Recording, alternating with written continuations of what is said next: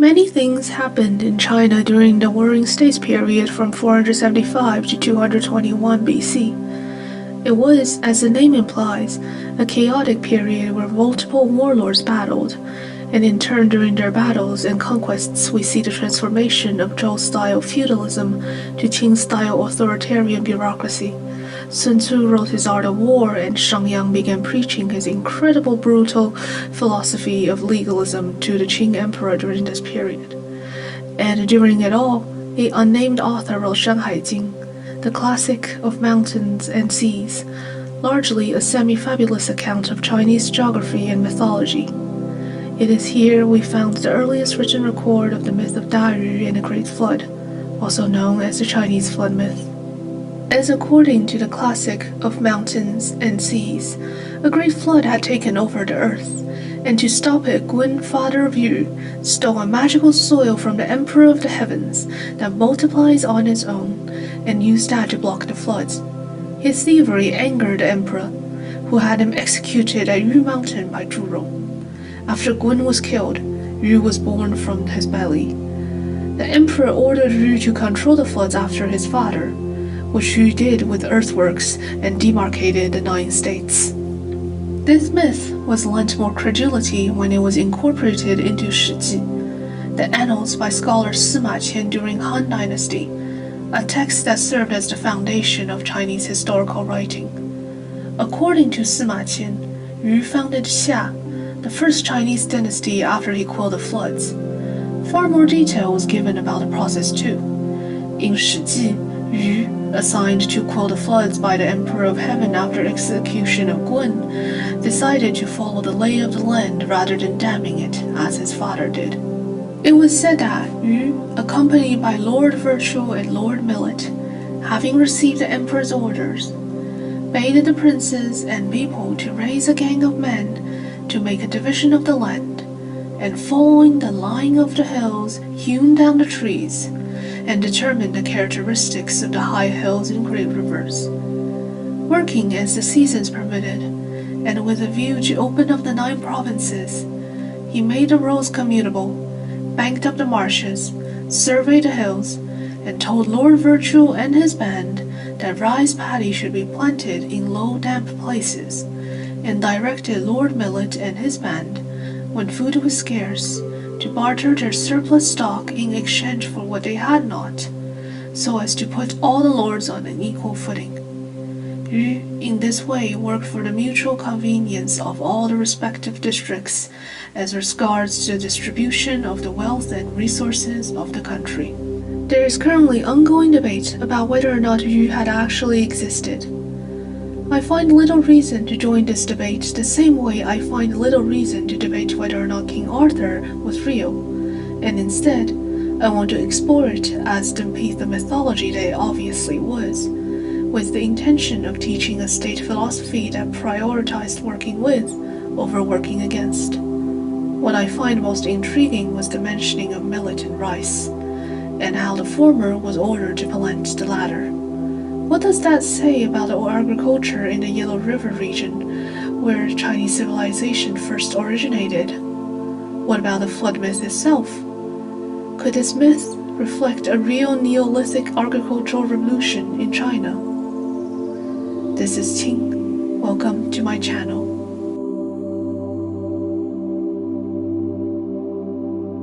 To provide some geographical context, I would like to talk about the 2 rivers most famous in China, the Yellow River and the Yangtze River, and what those rivers meant for the Chinese civilization. The Yangtze River, often called the Long River in Chinese because of its immense length, originates as glacial runoff in the Tongula Mountains on the Tibetan Plateau. From there, it winds its way both south and eastward through the mountainous regions of Sichuan, gathering strength and merges with numerous tributaries, until it finally empties into the East China Sea at the river delta in present-day Shanghai.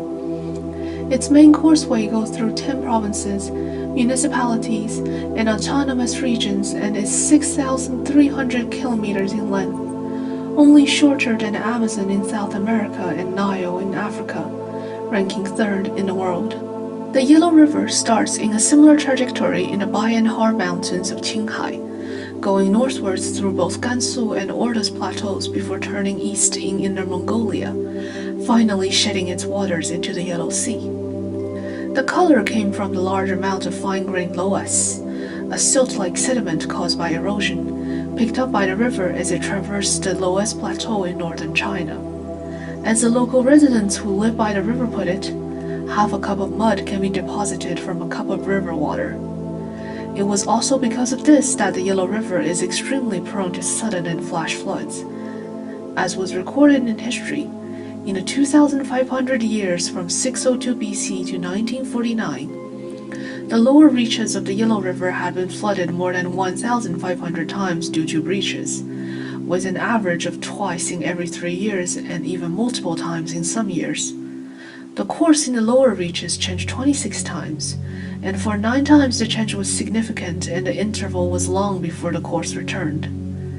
This is due to the fact that the same silt that brings about fertile soil along its banks also made the riverbed rise, so that water easily breaches embankment during torrential rains. The droughts in the Yellow River basin were also severe. Droughts occurred 1,070 times in 3,710 years from 1766 BC to 1944, according to historical records.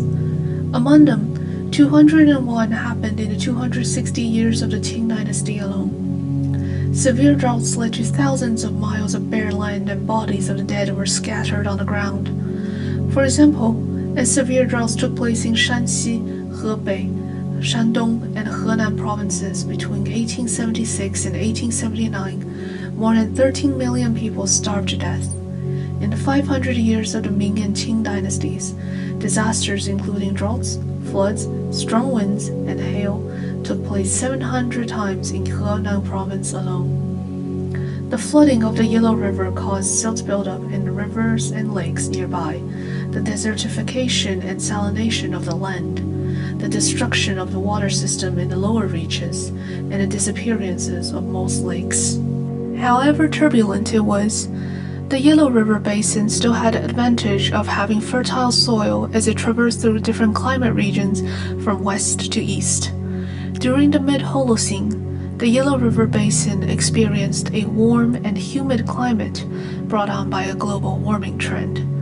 This favorable environment is evidenced by animal fossils unearthed at Yin ruins in Anyang, Henan province, which included remains of ancient buffalo, elephants, and tapirs.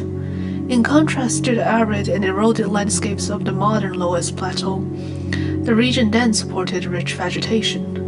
As recently as 2,000 years ago, bamboo groves still covered its eastern reaches, while the Qingling Mountains were home to the vast old-growth forests.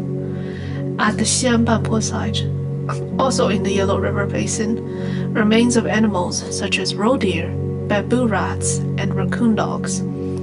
Species now largely confined to the warm, swampy environments of the lower Yangtze River basin have been found, highlighting the region's once lush ecological conditions.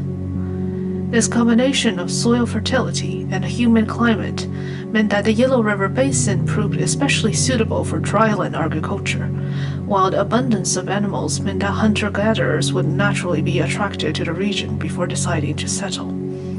At the same time, the relative flatness of the Yellow River basin and availability of mud and wood meant relative ease in building early settlements. For many civilizations, the trade-off of dealing with flash floods and sudden droughts were evidently worth it. It was an altogether different story for the Yangtze Basin, at least in the start. According to sparrow pollen analysis, it was dominated by broadleaf tree species like pine or oak between 8,000 and 11,000 years ago. The vegetation developed from steppes to forests, and there was a steady increase in deciduous broadleaf trees in this period when the temperature also rose rapidly. About 5,000 years ago, the climate in the Yangtze River basin generally turned warmer and more humid than the present. For example, the annual average temperature in the vicinity of Shanghai was 2 to 3 degrees Celsius, or 3.6 to 5.4 degrees Fahrenheit, higher than today, which given the current Shanghai summer temperature records of 39 degrees Celsius or 102 degrees Fahrenheit, does not signal a comfortable existence. In essence, prehistoric Yangtze River Basin resembled a tropical jungle more than the temperate forests of today. There is also the topographical issue, as while the lower stretches of the Yangtze River flows over flatter regions in Hubei and Jiangsu, the upper stretch was definitely far more mountainous. But even the plains in the lower Yangtze River Basin were often covered in swamps and marshes. Hence, even if one did successfully form a settlement, it would be hard to travel with its primitive technology available, and thus hard to form trading relationships. While settlements certainly flourished along the Yangtze River Basin, they also tended to be more insular. The marshlands did, however, mean that agrarian civilizations which developed out of the Yangtze River Basin had good experience with digging irrigation canals and water management, as the soil is often too waterlogged to work with otherwise.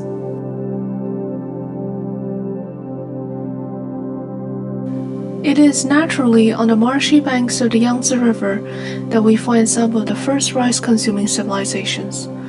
Just like how modern humans come in all race and creed, but ultimately belong to the same species, the modern vast variety of rice ultimately belong to two domesticated species, Oryza sativa from Asia and Oryza glaberrina from Africa.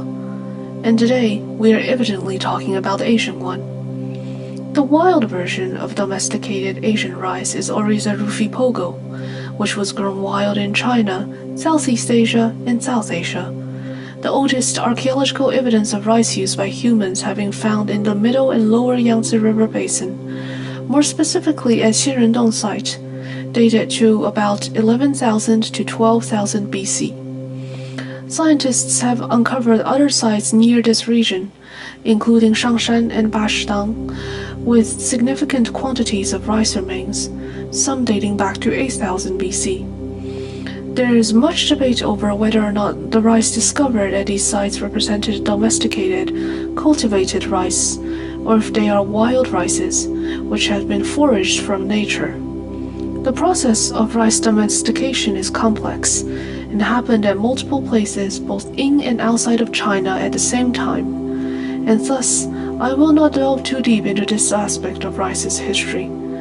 Instead, I want to look at the incorporation of rice into early agrarian societies along the Yangtze River Basin, at least for this chapter, and how water management technologies evolved along rice cultivation. One of the earliest settlements that was found with extensive rice agriculture was the Hemudu site in modern Zhejiang, dated to about 7,000 to 5,000 BC. The Hemudu people occupied the subtropical wetlands of the Ningshao Plain during the mid-Holocene period, a time when rising post-glacial sea levels have turned coastal lowlands into marshy and tidal swamps. To cope with this watery environment, Hemudu villages were built on piles. Excavations show a large number of upright wooden piles for house foundations, indicating the dwellings were deliberately raised above wet ground. Indeed, Hemudu was the first prehistoric wetland settlement discovered in China, where the aerobic environment preserved much organic remains in its waterlogged sediments, including domesticated rice straws. This pattern of pile-dwelling construction became a signature of Yingshao Plain villages and reflects an early, deliberate strategy to live with the water rather than fight it. At Hemudu, archaeologists uncovered 40 to 50 centimeter thick layers of rice husks, grains, and stalks, totaling an estimated 100 tons, enough to feed about 400 people annually. These remains, preserved alongside tools like bone spades and wooden hoes, confirm systematic cultivation rather than foraging. Crucially, Hemudu's rice showed traits of domestication, such as reduced shattering and larger grains, though wild plant foods such as water chestnuts remained significant in diets until later phases. Archaeologists have recovered hundreds of ossified spade-like tools fashioned from the shoulder blades of large mammals such as deer or the water buffalo, often called siplos in Chinese terminology. These thin scapular holes were light yet sturdy enough to turn and level waterlogged soils, and the discovery of hundreds of such implements at Hemudu sites indicates that systematic tillage was well established. Wooden farming tools also appear. At Tianluoshan, a contemporaneous wetland site at northeast of Hemudu, the excavators found 2 wooden dibble sticks and a wooden handled spade in ancient rice plots. In practice, Hemudu farmers seem to have tilled fields with these tools, cleared vegetation, and then sowed rice manually. For example, one study describes burning off weeds, loosening soil with bone or wooden spades, seeding with dibble sticks, and then letting the monsoon flood grow the crop. In effect, both bone and wood implements were in widespread use at Hemudu for soil preparation, reflecting a rice-based economy that often coexists with hunting and gathering, and that depended on hand tools suited to soggy ground. Archaeological studies of Hemudu-era rice fields show that the water control at this stage was quite rudimentary. Seed flotation showed that Hemudu fields often contained many native wetland weeds and little or even no weeding was adopted. In effect, people would clear and burn off surface vegetation, plant the rice, and then simply use the wetland environment to bring the crop to maturity. Only after the rains subsided in autumn would they harvest by hand, often with simple wooden knives. Thus, Hemudu's water management was largely passive. Leveled or scratched fields combined with seasonal flooding did the work. Nevertheless, even this modest regime involved landscape modification. The bone and wooden spades themselves were used to smooth field surfaces and perhaps dig shallow drainage furrows. Some raised earth ridges, paths, or embankments between fields may have been created to define the plots and channel water. Indeed, later studies report that late Hemudu rice plots were often delineated by small embankments that connected to natural drainage systems. In short, Hemudu cultivators were beginning to tame their wet environment by earthworks, albeit on a small scale. In comparison, the later Liangzhu culture of 3300 to 2300 BC, which occupied many of the same plains, developed far more complex hydraulic systems. Archaeologists have uncovered large dams, reservoirs, and interconnected canal networks on the orders of tens of millions of cubic meters of water storage, and even city walls with sluices. These grand projects clearly built on the Hemudu legacy. The idea of controlling wetland hydrology was already present, and over millennia it evolved from burning and manual tillage in seasonal floods to the engineering of raised fields, bunds, and canals. In summary, rice farming in Hemudu drove an emerging water culture of the Ningshao Plain. Sediments were raised on piles above swampy ground. People wielded shoulder blade hoes and wooden spades as specialized wetland tools, and fields were carved out of the marsh and managed, relying on rainfall and natural ebb and flow plus some irrigation and channeling. This water-wise strategy, clearing plots, using fire and simple leveling, and timing the crop cycle with the monsoon, laid the groundwork for later agrarian advances. In effect, Hemudu's adaptation to a flooded landscape present an early phase of Chinese paddy agriculture, setting the stage for the large-scale dikes, canals, and reservoirs that appeared in the Yangtze Delta in succeeding Neolithic cultures.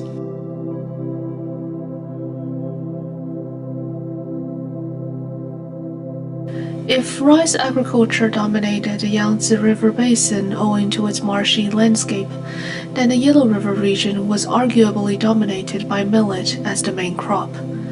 It was no coincidence that of the 5 cereals that were mentioned in mythological texts, both broomcorn millet, Panicum milliceum, and foxtail millet, Setaria italica, was mentioned. As a crop, millet was domesticated from wild green foxtail or Setaria viridis, which was found all over Eurasia. Earliest evidences of domesticated millet was actually discovered at the 8,200 years old Neolithic site in Sishan, northern China, away from both the Yellow and Yangtze River basin. The domesticated foxtail millet was found in grain storage pits. Studies have also found individual cases of millet domestication across Eurasia, which suggested that millet as a crop is especially easy to domesticate, and thus it was understandable that it was widely consumed in both the Yellow and Yangtze River basins. Both millets have been a staple crop of Yellow River Basin cultures since the beginning of sedentary agrarian civilization, partially because millet was easy to domesticate, partially because it is a hardy and drought-resistant crop that can survive in thin and waterlogged soils that made it particularly sensible for the volatile climate of the region. Even today, millet is still grown along the middle Yellow River Valley, as the modern semi-arid climate and soil erosion brought about by centuries of river flow made growing other crops hard. Additionally, broomcorn millet have an extremely short life cycle, often fruiting in a few months, which made it acceptable for a population that might not have been fully sedentary. Studies on the grindstones reveal that this was often consumed together with acorns, which suited the life of a semi-mobile society. This was in the company of soybeans, which had replaced acorns as the second most important food crop. Archaeologists similarly noted an increase of animal bones, especially that of pigs, cattle, sheep, dog, and goat, and the growing of mangrass as a possibility for hay use. While foxtail millet and broomcorn millet has similar crop yield per acreage, foxtail millet does seem to have more hay production, which may have also factored into its increasing dominance in a sedentary society as cultures along the Middle Yellow River region later evolve. To better understand the influence of millet upon the creation of sedentary cultures and civilization, I would like to study the Yangshao culture that existed around the middle reaches of the Yellow River region around 5,000 to 3,000 years ago as an example. In the Yangshao world, millet cultivation provided a stable year-round food base that anchored the first permanent farming villages. Archaeobotanical studies show that early Yangshao communities were centered on broomcorn millet, allowing even small settlements to survive. For example, the Banpo village of 4,800 to 4,300 BC near present-day Xi'an covered roughly 50,000 square feet and contained about 50 semi-subterranean houses around a central plaza. Crucially, archaeologists found hundreds of underground grain pits in Banpo, each dug into the lowest soil to store millet harvests. These subterranean bins and other granaries held surplus grain through lean seasons, freeing family from food scarcity and reducing the need to relocate. In short, reliable millet surpluses let Yangshao people remain in one place year-round. By Middle Yangshao times, the link between millet farming and village life grew even stronger. Increased cultivation, especially the more productive broomcorn millet, supported population growth and larger village networks. Some communities built specialized storage structures. For example, Jiajia in Shanxi included raised wooden structures to shelter surplus grain from dampness. With food in ample supply, parts of the population could specialize in other tasks. Yangshao pottery kilns and large ceramic amphorae have been found, indicating brewing millet beer for communal feasts. In effect, grain surpluses funded communal rituals and craft production, potters dedicated to painted ceramics, brewers producing beer, toolmakers and weavers, etc., all roles that depended on a secure agriculture base. These feasting and crafting activities would have reinforced social bonds and emerging status roles within and between villages. At the household level, material record shows growing social differentiation. Not all Yangshao houses were equal. At Banpo, for instance, Archaeologists uncovered one unusually large rectangular big house, about 20.1 meters times 12.2 meters, or about 190 square meters wide, with a finely plastered lime floor, far larger than a typical 4 to 5 meter pit houses. Likewise, the full excavation of Jiajia revealed a deliberately segmented layout. The village was divided into 5 kinship sectors, each led by a large lineage house and surrounded by clusters of small family dwellings, each with its own hearth and storage pits. These patterns suggest a clan-based village structure in which each extended family controlled its own food stores and space. In the mortuary record, we see hints of rank too. Most Yangshao graves are modest, shaft burials with pottery, but a few tombs, especially in later Yangshao phases, contained elaborate grave goods, polished jade or stone tools, for example, objects that in later eras marked elite status. Overall, the archaeological evidence indicates that millet-enabled surpluses not only supported permanent villages, but eventually led certain families or lineages accumulate prestige, goods, and authority. In short, stable millet harvests underlay year-round settlement, and over generations, the slow emergence of social hierarchies within Yangshao villages.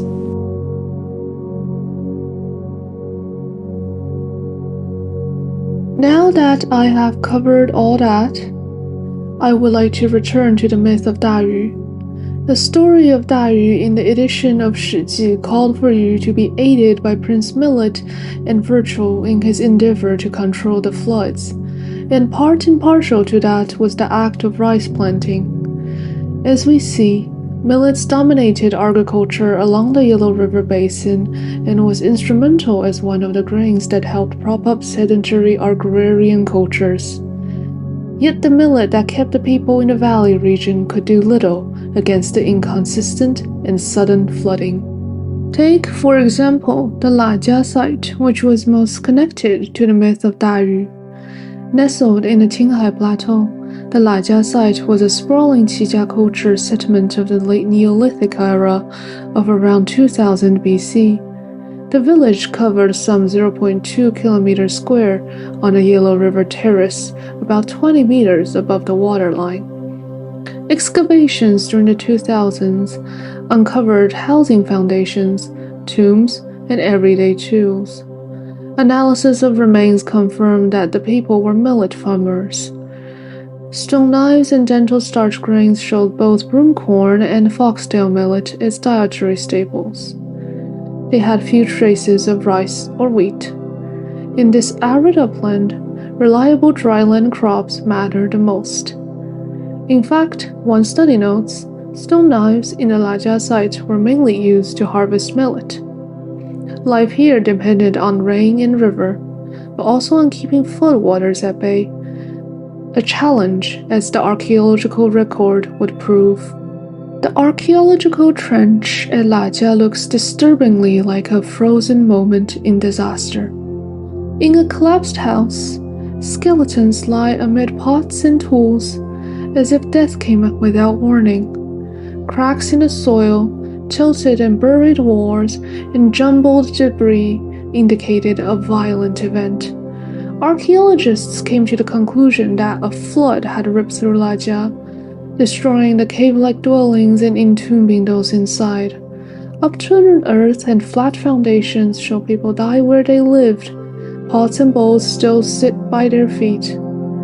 One team likens Lajia to Pompeii, a snapshot of prehistorical life halted by disaster.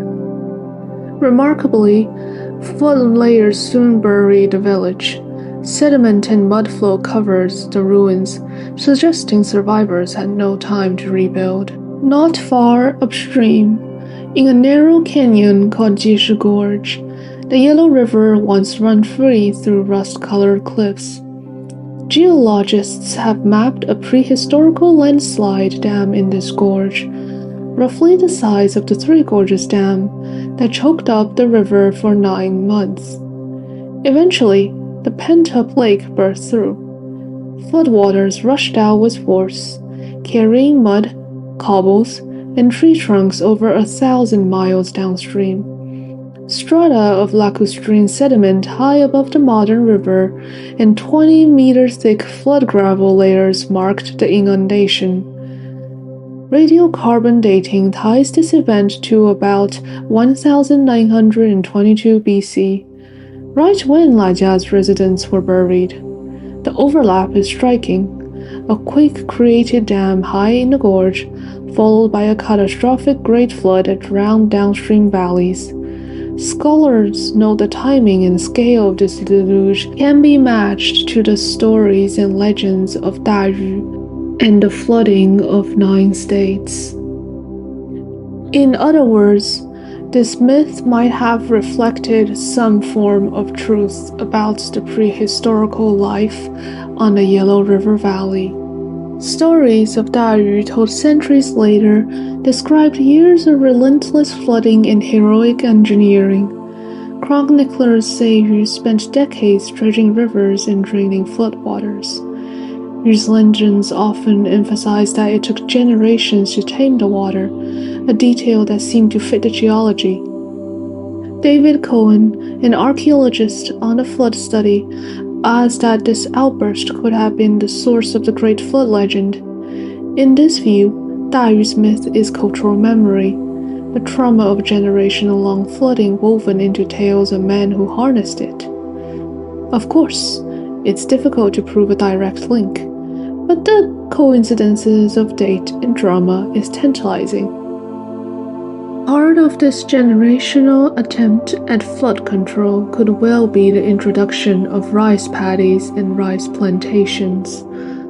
Of the many cultures in the Yellow River region, Arlito culture of 1600 to 1400 BC could be argued as the most advanced culture, having well-established cities, high social stratification, and bronze manufacturing.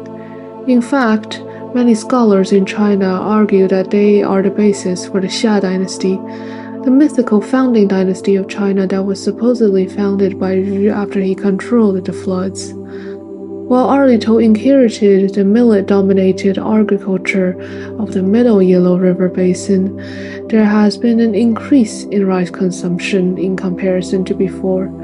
During the 1999 to 2006 excavations at Arlito, the flotation of soil samples from the site showed that millet was the most abundant, followed by rice, which was about half the amount of millet, and the other half dry crops such as soybean and wheat, which were very few in number. Thus, rice does not seem to be predominant in Arlito. However, the grain size and weight of millet and rice are very different, and the number of seeds harvested from a single plant varies greatly. Analyzing the scale of cultivation and food composition of the ancients, it is the weight, not the number of grains, that should be counted. The average 1,000 grain weight of millet is typically 2 grams, and the average 1,000 grain weight of rice is typically 16 to 34 grams. And even at the lowest 16 grams, both rice still outweighs the weight of millet grains found in Arlito. In 2019, a flotation statistics paper was published with a much larger sample, containing 277 samples from all the periods of Arlito, but still based on the number of grains. This time, the number of rice grains slightly exceeded that of millet in the first place. At rice at 14,768 grains and millet at 16,341 grains. If the number of grains is converted into weight, the weight of rice goes up to 84.5% of the seeds retrieved through the flotation strategies. Indeed, along with the increase in rice consumption came with an increase in irrigation channels and water technology. Study shows that the Arlito period was actually a particularly flood-prone period of the Yellow River Basin, but Arlito culture was able to successfully ward off most flooding through a series of channels surrounding the city. Inside the city, archaeologists found extensive clay piping used as drainage systems to direct water eastwards toward the nearby Luo River. All evidence point to early Tao culture being a culture that put hydraulic engineering as a priority. While there was not yet sufficient evidence, I do think the rise of rice consumption and thus the requirement for water channeling was part of the flood control process adopted by people of the Yellow River Basin. In the end, the Dayu flood story stands as a symbolic tale of Neolithic ingenuity in the face of nature's fury. This mirrors the earliest Chinese experiments with irrigation and flood control. Yu's legendary Jiajia can be seen as a metaphor for building channels and diversion dikes. Indeed, later Chinese history would inherit and refine such techniques. North and South alike learned to manipulate water. Thank you for making it to the end of this video. Comment down below with your thoughts and any scientific inaccuracies I made throughout the video. Once again, I'm Qing, and thank you for watching.